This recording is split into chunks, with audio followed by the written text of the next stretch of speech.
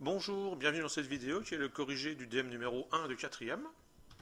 Dans ce DM, il y avait deux exercices. Le premier portait sur le nombre de pixels qui constituait une image et la place qui était utilisée en mémoire par cette image. Et l'exercice numéro 2 était un petit questionnaire à faire directement en ligne sur mon bureau numérique au sujet des puissances et des écritures binaires.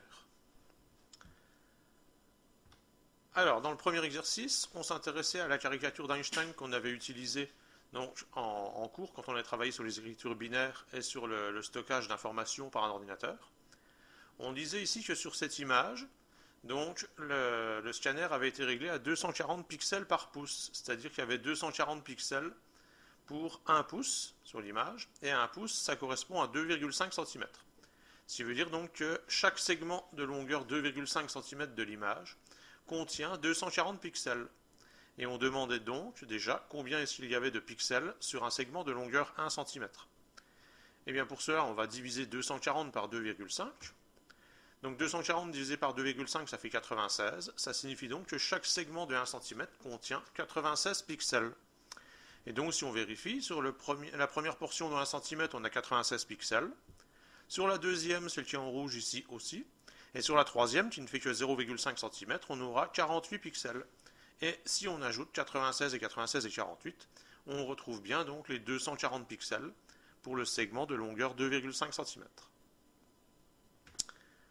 On demandait ensuite de vérifier que chaque carré de côté 1 cm de cette image contenait plus de 9000 pixels. Alors un carré de 1 cm sur 1 cm dans l'image, alors je vous fais un schéma grossi ici, en fait il va être constitué d'une accumulation de segments qui vont venir remplir le carré. Donc ici, j'ai dessiné les premiers. Donc le premier segment en haut de 1 cm en rouge. En dessous, qui est juste à coller un segment de 1 cm en vert, puis un jaune, puis un orange, etc. Donc en fait, un carré de 1 cm, il est constitué de 96 lignes de 96 pixels.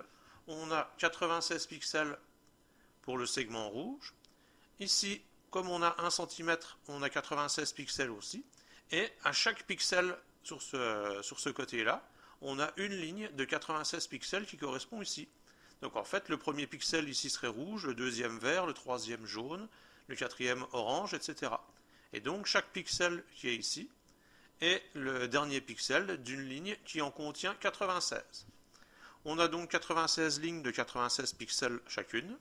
On multiplie 96 par 96 et on trouve que le carré est constitué de 9216 pixels, donc plus de 9000 pixels. À partir de ces informations, on demandait de calculer le nombre de pixels qui constituait l'image d'Einstein qu'on avait utilisée en classe, sachant donc qu'elle mesurait 9 cm de largeur et 13,5 cm de hauteur. Alors pour répondre à cette question, on va calculer le nombre de pixels qu'on a en largeur sur cette image, autrement dit, un segment de 9 cm, de combien de pixels est-ce qu'il est constitué. Combien de pixels on va avoir sur la hauteur, ça nous dira donc combien de lignes de 9 cm forment l'image. Donc en longueur, on a 9 x 96, ce qui fait 864 pixels. Et en hauteur, 13,5 cm x 96, qui nous donne 1296 pixels. Ça signifie donc qu'on va avoir 1296 lignes ici, constituées chacune de 864 pixels.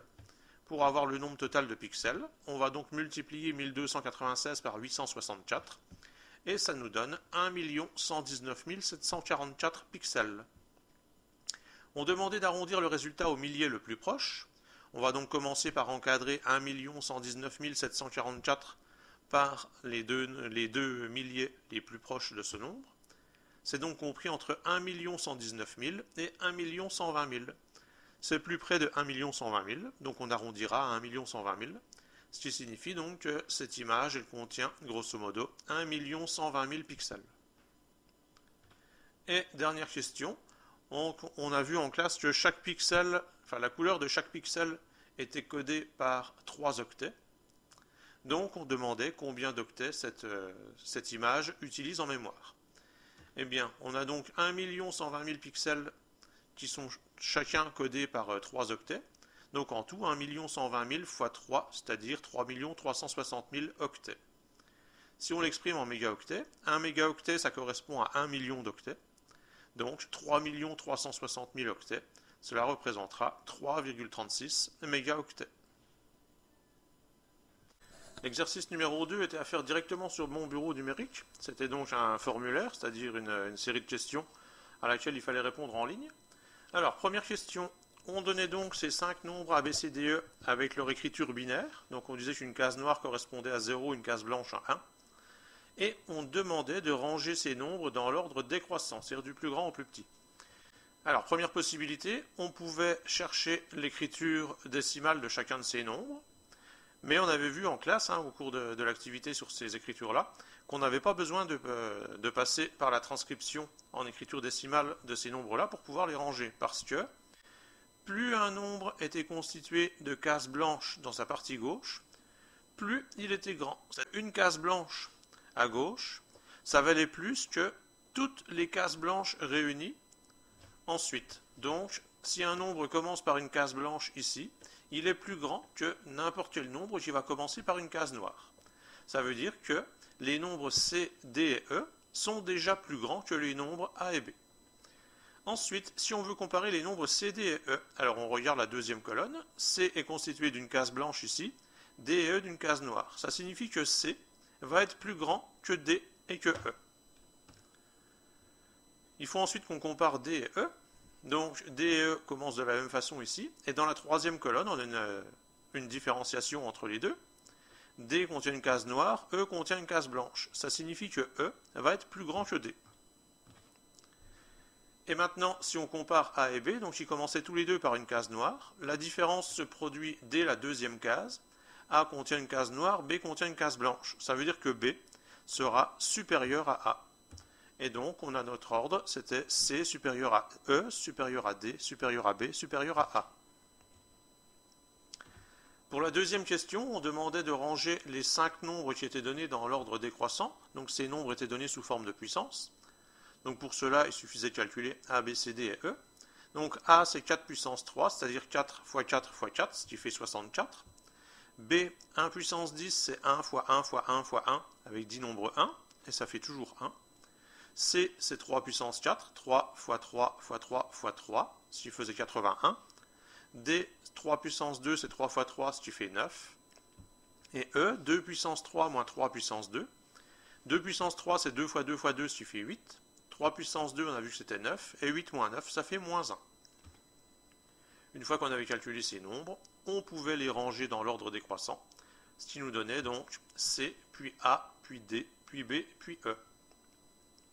Et troisième question qui servait en fait à vérifier l'exactitude de vos résultats.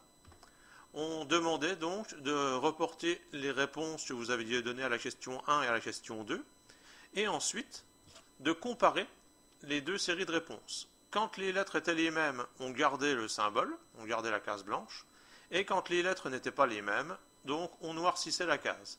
Donc ici C et C, on conserve cette case, E et A c'est différent, on va noircir celle-ci. D et D, on conserve celle-ci, B et B, on conserve celle-ci, et puis A et E, on noircit celle-ci.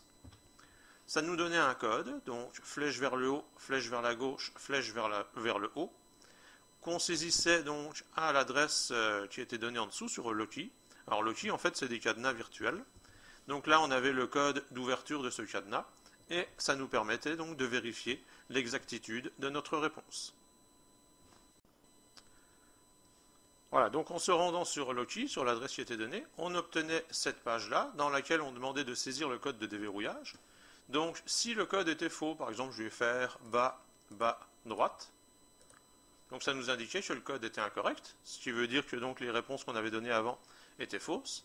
Et si on saisissait le bon code, donc on réinitialise, donc c'était vers le haut, vers la gauche, vers le haut, on valide.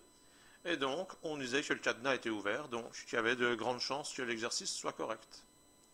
Voilà, donc c'était simplement un petit principe d'autocorrection.